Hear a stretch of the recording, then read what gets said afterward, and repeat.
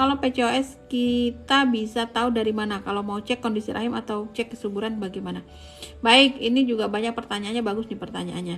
Jadi yang pertama, ada gejala-gejala PCOS. Ada gejala umum, ada gejala spesifik sesuai dengan jenis PCOS-nya. Nah, kalau Bunda mau mencurigai PCOS, Bunda bisa pelajari gejalanya. Saya sebutkan gejala PCOS yang secara umum ya. PCOS secara umum itu PCOS resistensi insulin. Gejalanya apa? Satu, menstruasinya abnormal. Abnormalnya bagaimana? Bisa menstruasinya panjang banget, dalam artian siklus panjang lebih dari 35 hari, bisa 3 bulan, 4 bulan, 5 bulan, 6 bulan gitu, nggak menstruasi. Atau juga ada menstruasinya setiap bulan ada, tapi menstruasinya berkepanjangan lebih dari 7 hari dan banyak fleknya, bisa 15 hari, bisa 10 hari, bisa 8 hari gitu. Yang panjang flek-fleknya, kemudian darah mengalir, kemudian flek lagi, lalu baru bersih. Kemudian ada juga menstruasinya cepet gitu, kecepetan menstruasinya di bawah 21 hari. Pokoknya random, kebanyakan abnormal ya.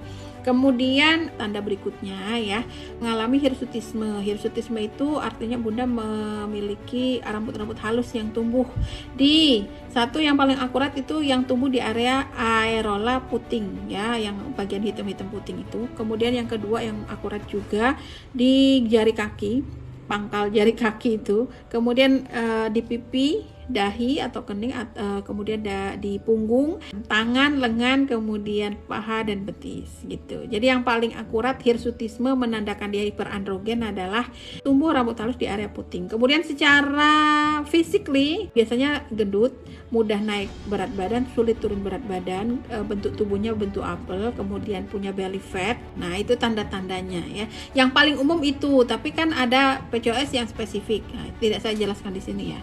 Itu yang paling umum. Nah, kalau Bunda mau curiga ya, kalau tes medisnya apa?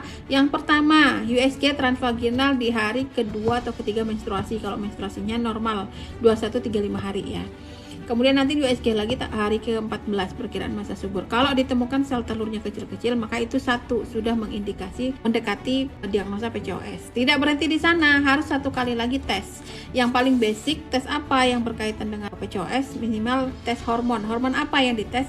Hormon androgen ya. Kalau nanti androgennya di atas nilai rujukan, maka itu maksudnya hiperandrogen. Maka dua data itu saja sudah cukup untuk mendiagnosa Bunda PCOS. Kalau nggak hiperandrogen, kalau nggak tes hormon, ada satu lagi tes yang lain yang juga lebih akurat menandakan bahwa Bunda itu PCOS gitu ya. Tadi kan sel telur sudah terdeteksi.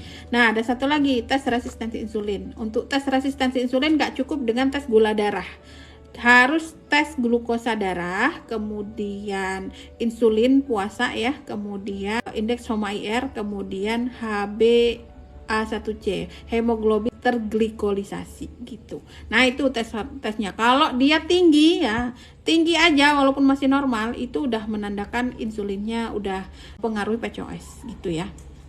Meskipun tinggi, apalagi kalau di atas nilai rujukan, itu udah pasti resistensi insulin gitu ya, mendekati resistensi insulin atau bahkan udah resistensi insulin. Itu udahlah itu udah pasti PCOS. Gitu guys ya. Jadi harus ada dua data, nggak cukup dengan USG transvaginal saja. Nah, kalau hanya terbatas di USG transvaginal saja, itu hanya PCO aja, bukan PCOS. Karena beda ya PCO sama PCOS. Kalau PCO itu nggak ada metabolik sistemik tubuh yang mengganggu hormon teman-teman. Kalau PCOS ada masalah metabolik sistemik tubuhnya yang saya sebutkan tadi. Mudah-mudahan dipahami ya. PCOS bisa hamil dan bisa dibantu dengan program healing tubuh kelas 8. Bisa langsung gabung lewat link yang ada di bio kelas 8 ya.